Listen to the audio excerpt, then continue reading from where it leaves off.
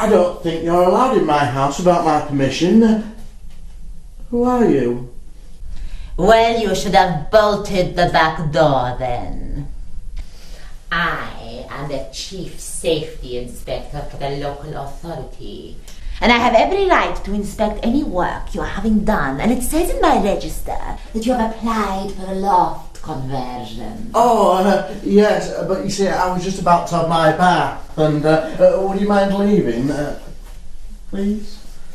You don't seem to realize that I have a duty to take care of you. Oh dear. Let us begin our safety inspection, shall we? Who built this house? Oh, I don't know. You don't know? Do you have any idea how many cowboy builders are out there doing substandard work? Do you even understand how much danger you are in because of cowboy builders? I bet you don't. If you did, it would make your little head shudder. I will look it up on my register. If it is anyone on my blacklist, this house will have to be torn down. My house? Oh no!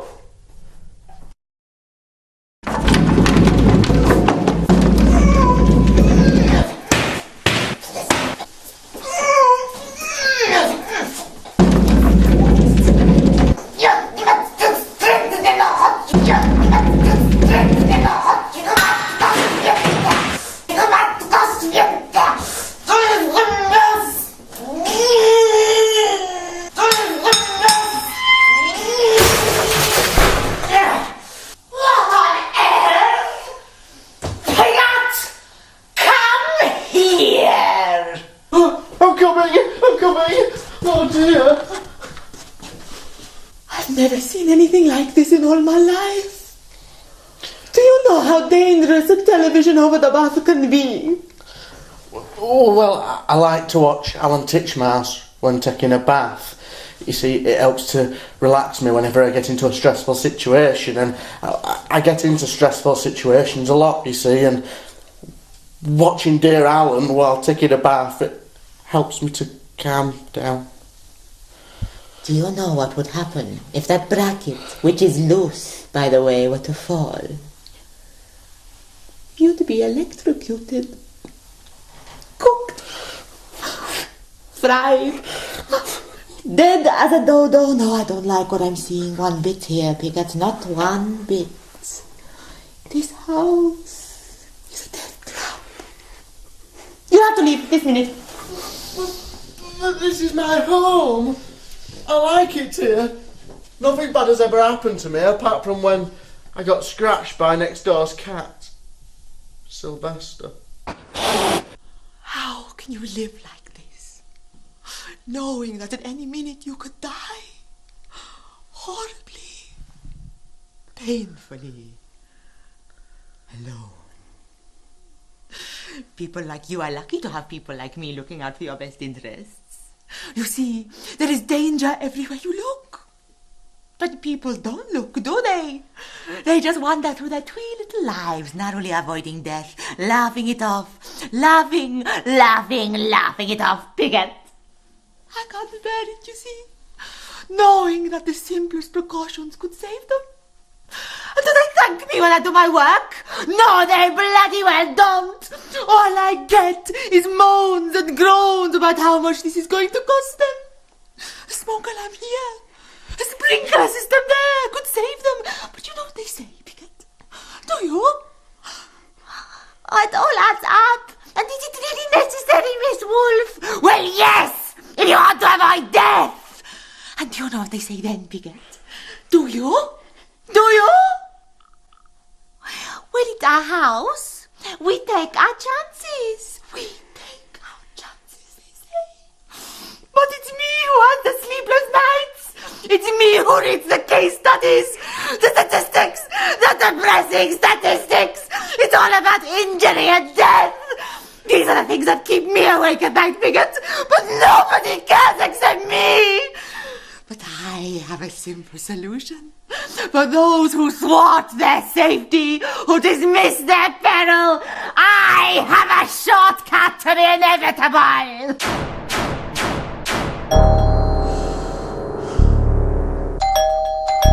Oh, I think I'd better answer that.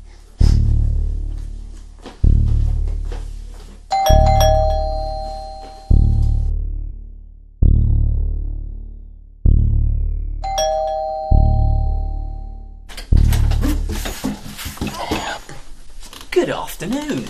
You must be Miss Wolfe from the local planning authority. I was hoping I'd find you here. And you are?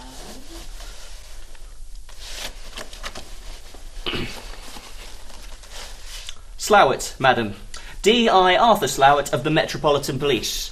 I'm here investigating the disappearance of Mr. Piggott's brothers, Simon and, Lester. Yes, that's him. Well, don't mind me, Inspector. I was just leaving. I prefer it if you stayed, actually, Miss Wolfe. Ms. Wolfe, to your Inspector.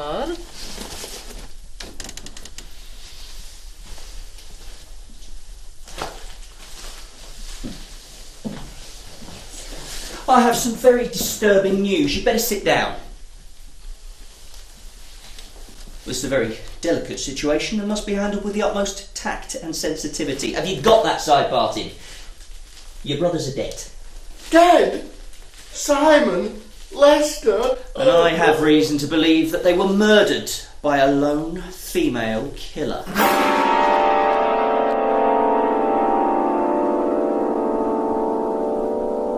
Sorry, I left that radio on.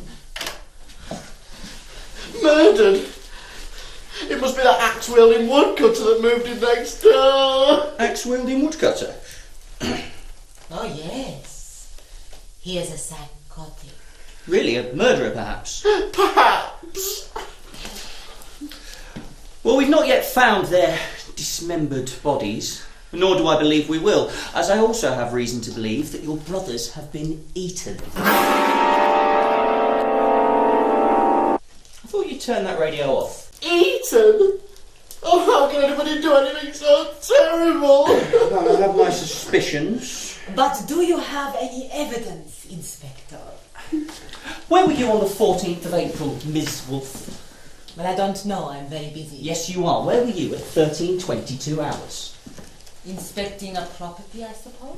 Were you, in fact, at number 7 at Nikinaki Lane, inspecting the thermal insulation properties of a Mr. Simon Piggott's house? Oh, yes. I think I was. That was the fool who wanted to build a house out of straw because he thought it would be environmentally friendly. But it was an obvious fire hazard, so for his safety, I had to condemn the property. And how did he react to that? Well, I don't know. I'm not concerned with my client's emotional response. Just her safety. Well, then let me ask you, where were you on the 17th of April, Miss Wolfe? Again, I don't know. You were at number 11 at Nikinaki Lane, the home of... Lester? Yes, brother of Simon and Cy Partin here. Was I? Yes, you were. Well, you seem to know more about my movements than I do, Inspector. It's my job to know, madam. I'm a corrective. I'm in the police. It's my job to know about things that people don't think I know about. Really? Like what? Eh? For instance? Oh, for instance, well, I can name all the pubs between here and Wakefield along the A58. Down at the slippery anchor when the ship calls into port. We're up for the Jolly Roger 'cause it's jolly, jolly, jolly good sport.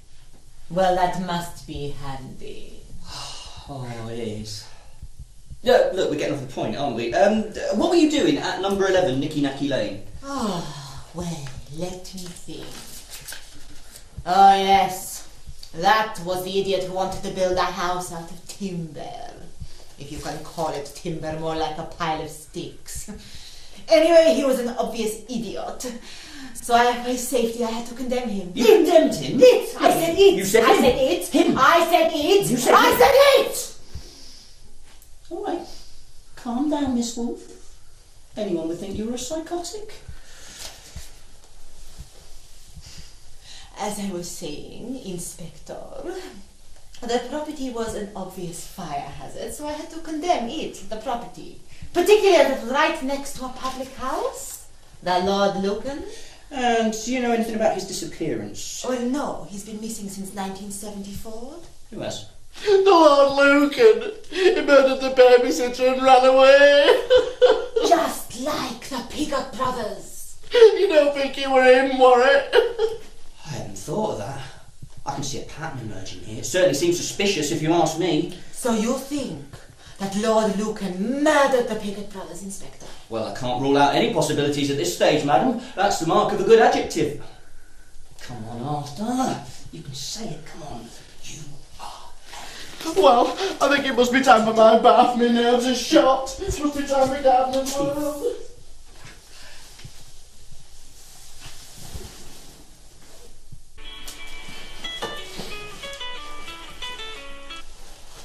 D.I. Arthur Slower speaking.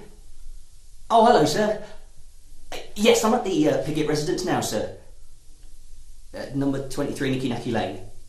Yes, sir. Yes, well, I've rounded it down to 3 suspects, sir. Yeah, there was one, but now there's 3. Yeah, well, I'm hoping to make an arrest soon, sir. Yes, sir. Thank you. Goodbye, sir. Now then, where were we, Miss Wolfe? Ah, yes. Let me ask you a simple question. Do you know anything about the disappearance of Simon and... thingy? Do you? Well, I thought I did. Hey, look, I'm asking the questions here. What do you know? Are you accusing me of something, Inspector? I might be. Well, don't pussyfoot around. If you think that I killed those 2 fools, then say it. Say what? That I murdered Simon and Lester! Aha! You admit it, and I've got it on my phone's voice recorder. Let's have a listen, shall we? You are a detective, Arthur. A detective. You are not an imbecile. You are a detective. You're probably best just to ignore that. That won't hold up as evidence in court, and you know it. You'll need something more substantial than that. Really, like what? Like a murder weapon. Oh, yes, I knew that. How do you think the victims were killed, Inspector? How do you think they were killed, Miss Wolfe? Oh, how should I know? I'm not the inspector, you are. Yes, that's what I keep trying to tell them, but they won't listen to me. Look, getting off the point again, aren't we? Now, you said that the victims were murdered. How do you know they were murdered? You said so. When you came in? Did I? Yes. Well, who did it? Was it the woodcutter? No, I'm just a planning inspector. Look, you don't have any evidence that they are dead, do you? I might have. Well, do you? No. So how do you even know that they are dead? I'll call it a defective's intuition. Well, call me old-fashioned, Inspector, but don't you need evidence to prove guilt? No. That's what police brutality is for. I just need a confession and I intend to get one. Look, you seem very keen to get into this. Let's have a look what you've got, shall we? Aha!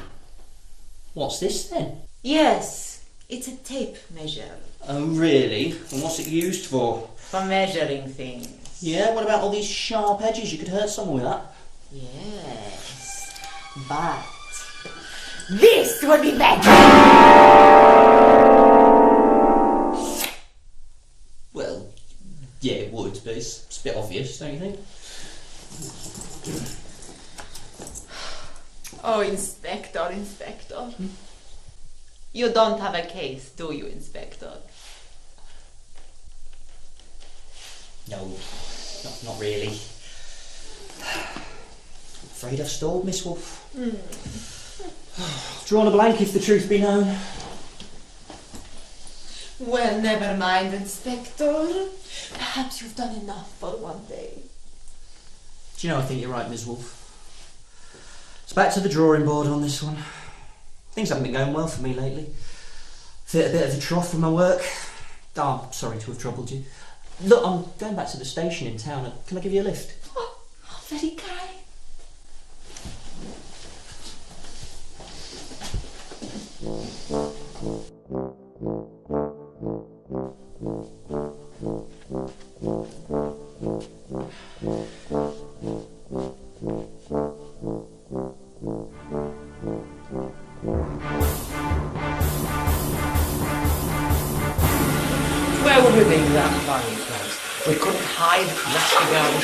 Ooh, that's a bit hot.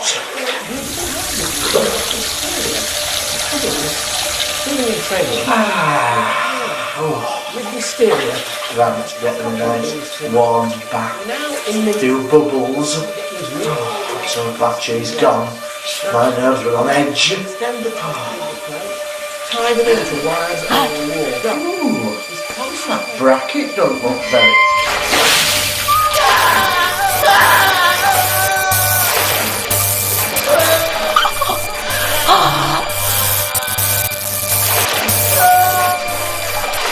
Boil.